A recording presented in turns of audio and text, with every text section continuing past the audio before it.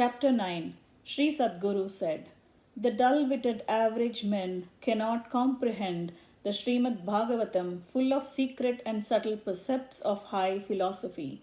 Hence, people in general do not understand the true intent of Srimad Bhagavatam, establishing the supremacy of Lord Vishnu.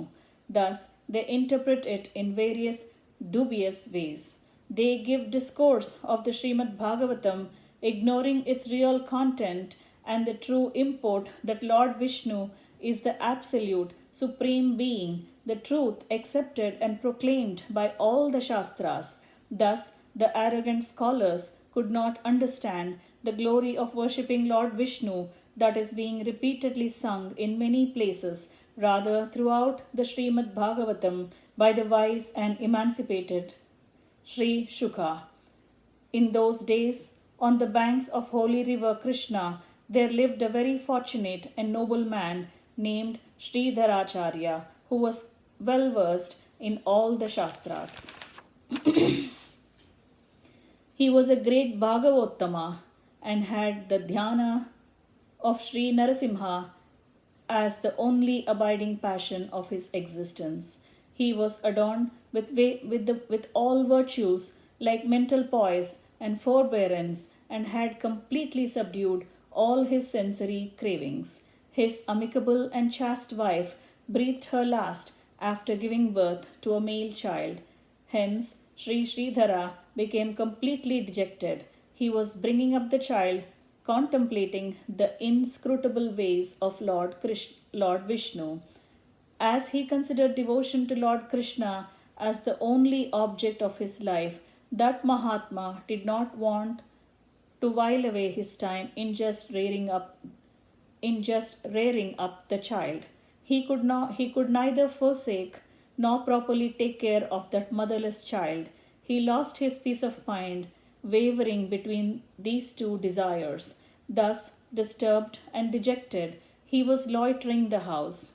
At that time, he happened to see an egg falling from the nest in a tree and hatching out the young ones. At that moment, a thought flashed in his mind.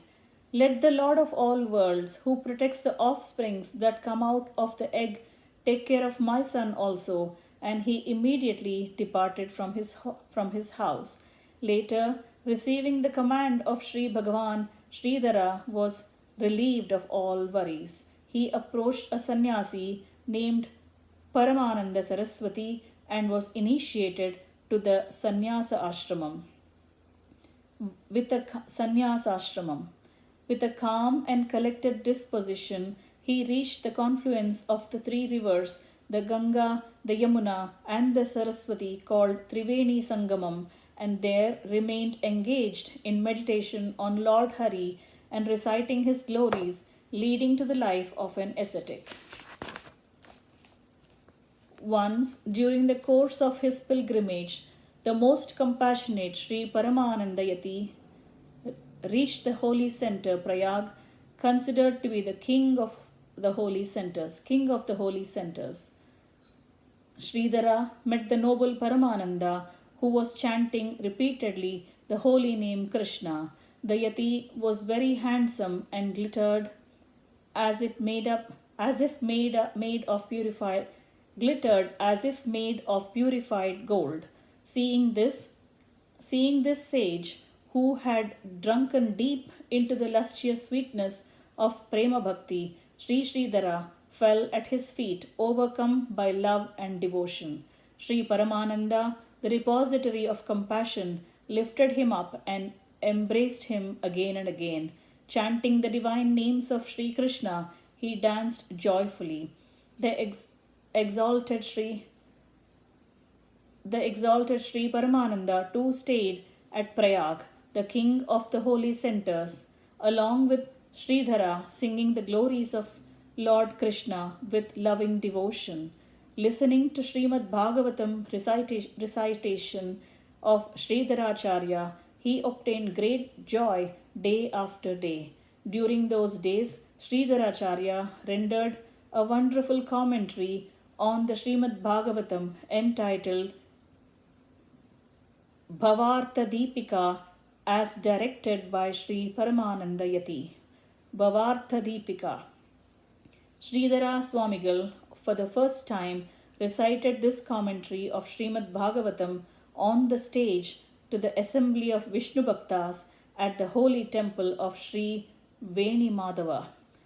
At that time, some scholars raised some serious objections. This very much grieved the great scholar Shridhara Swami. Lord Sri Veni Madhava, the savior of the Bhaktas, gave his approval and appreciation of that great commentary critically analyzed by those scholars by taking it as an ornament for his head. Later, Sri Shridhara Swamigal, who was devoted to Lord Srinatha, arrived at Sri Vrindavan. There he led a very peaceful life, engaged in the bhajan of Sri Krishna. The noble Vaishnavottamas hold in high esteem the commentary of Srimad Bhagavatam entitled Bhavartha Deepika, rendered by Sridharacharya. The Bhakta who earnestly reads the life story of Sri Shridhara Swamigal obtains unflinching loving devotion to Lord Krishna, the fond caretaker of the Bhaktas. Thus ends the chapter 9 entitled Shridhara Swami Charitam of Book 1 of Sri Vaishnava Samhita, composed by Shri Krishna Premi Swamigal.